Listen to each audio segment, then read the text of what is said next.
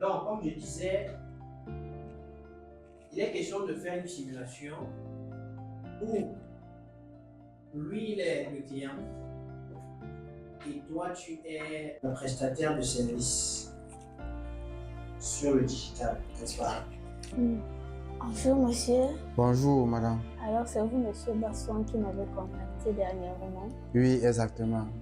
Oui, je suis là par rapport au virement de mes activités sur le digital.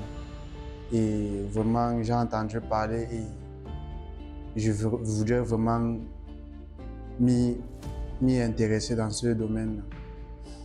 Alors, le digital est vraiment un atout principal pour faire du commerce en fait. Donc, que ce soit des activités, des services ou des produits que vous vendez. Oui. Alors, dans quoi fait votre entreprise? Nous sommes dans la vente des vêtements pour enfants et pour adultes. D'accord. Avec le digital, vous avez la possibilité de diminuer vos dépenses. Et le digital est plus accessible en fait. Ceci fait partie des avantages du digital. Vous serez accessible H24. Vous allez diminuer vos dépenses. Il s'agissait peut-être de mettre du crédit téléphonique ou encore à pouvoir faire des publicités. Et avec le digital, vous pouvez doubler vos ventes, vous faire connaître plus rapidement aussi. Comme bénéfice du digital, vous avez la rentabilité. Parce que avec le digital, lorsque vous faites vos publicités, vous pouvez toucher un plus grand nombre de personnes. Parce que de nos jours, le monde est plus dirigé vers le numérique. Également, vous pouvez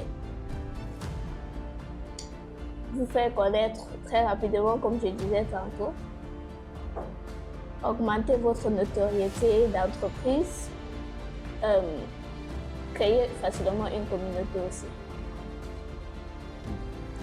Et avez-vous d'autres questions ou d'autres préoccupations? Oui, je voudrais savoir quelle méthode vous allez utiliser pour faire connaître ma boutique. Je vais dire les contenus.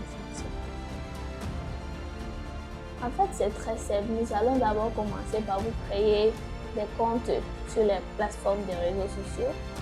Après avoir créé des comptes sur les plateformes, comme par exemple Facebook, vous allez créer une page de votre entreprise. Après la création de la page, nous allons monter une stratégie de publicité, en fait, de marketing sur ces différentes plateformes. Ensuite, nous allons créer des contenus qui pourront attirer des clientèles. Donc, nous allons d'abord définir un public cible, puisque vous vendez des vêtements, disons hommes, femmes et enfants aussi. Alors, après définition de la cible, nous allons créer des contenus que nous allons partager sur ces différentes plateformes et attendre des résultats. D'accord. Et pour le budget de financement par rapport à ça, je ne sais pas combien cela nous coûtera. Bon, pour le budget, nous allons définir le budget pas à pas. Non, non, non, non, non et non. Ça fait trop d'écoles. Ça fait vraiment trop d'écoles.